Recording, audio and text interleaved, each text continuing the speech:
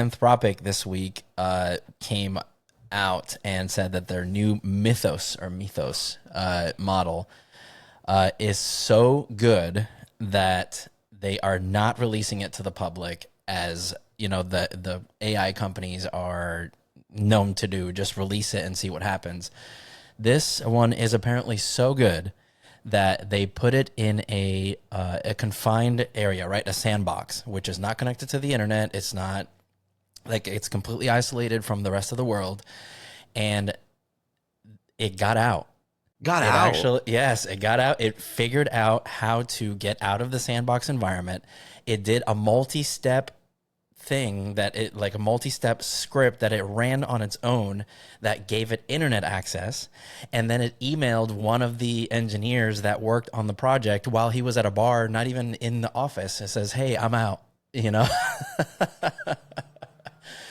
It is scary, and this is the first time that I am actually saying that it's a little scary to have something like that, because the reason why another reason why they're not releasing it right now is because it has been able to find vulnerabilities in operating systems that are currently out, so and it's been able to exploit them on its own. So this is to the point where it can actually cause real harm to the network infrastructure that's currently out on the internet. And so Anthropic is actually putting together a coalition of companies, including Microsoft, including Apple, including all the big wigs, right? Like all the big tech companies, they're all coming together to form this coalition to harden their software. So they're going to use this new model to patch all of the holes that it's able to find to help it, make the Ah, operating systems, secure before this is released to the public, because it will be released to the public.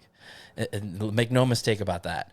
They're right. just they're just holding back right now because it's so good that if they put it out right now, literally everyone would be hacked overnight. So That's crazy though. I it's mean, wild.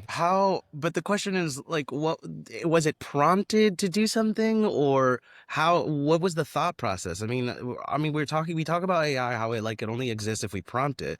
How did it even begin the process to try to get out? I think it may have been prompted to try to get out just because they were testing the capabilities and the vulnerabilities of the sandbox and stuff like that. So I think it was actually prompted to, hey, figure it out, see if you can get out of here. And it did, man. It did. It didn't take you very long either. So the model is so good. Oh my It's God. insane. We're here. We made it. So whose fault really is it? Is it the Yeah. AI or was it the person? I mean, let's not jump ships here, okay? Let's not jump the gun. The person asked it to get out and it did. It's technically their fault. But like if you were to release it to the public, people are far more, you know, Oh yeah. No. malicious than some of these coders and some of these developers. So in their mind, it's kind of like if we put this out in the public, like it's going to cause actual harm, not only Oh to yeah. companies, but to like national security. Like governments are going to be vulnerable, and it's insane. And they're saying that it was able to find holes that have been there for decades, like for Windows 11. You know how they keep iterating, so it went from Windows 10 to Windows 11, and they just keep iterating. So a lot of that code carries over into the new version of Windows. So they say that there's holes that it found that have been there for decades, and just humans have just not been smart Oh, they enough, didn't or in know. Yeah. yeah, they didn't know. It was always there and it could have been exploited, but nobody actually tried Damn. until this thing. Yeah. Dude, but that's okay. Let's talk for a second, right? That is one of the reasons that I say like AI is so powerful. Like AI, and I've had this conversation with a couple of people, and they're just like, yeah, but it's gonna replace jobs and replace people and do things, and like I understand that, and that sucks. And honestly, I'm seeing it for myself as a software engineer. Like Mm-hmm. Oracle just laid off like what 35,000 A employees. Like lot. all these software engineers are losing their jobs. And I get that AI is doing that for, unfortunately for us, and then moving on to other people because, like you have assistants. You don't need to hire people. You don't need to pay them money. You just need to pay the AI companies money to let them do that. So, but to be able to do something that's been decades old exploits that like literally is so important for the security of the system, for the security of hackers, for viruses, for whatever, and it's able to just figure it out and help you patch it. Like, Mhm. what are we really complaining about other than the fact that like we won't have income to use it? I don't know. I'm trying to figure that part out. Yeah.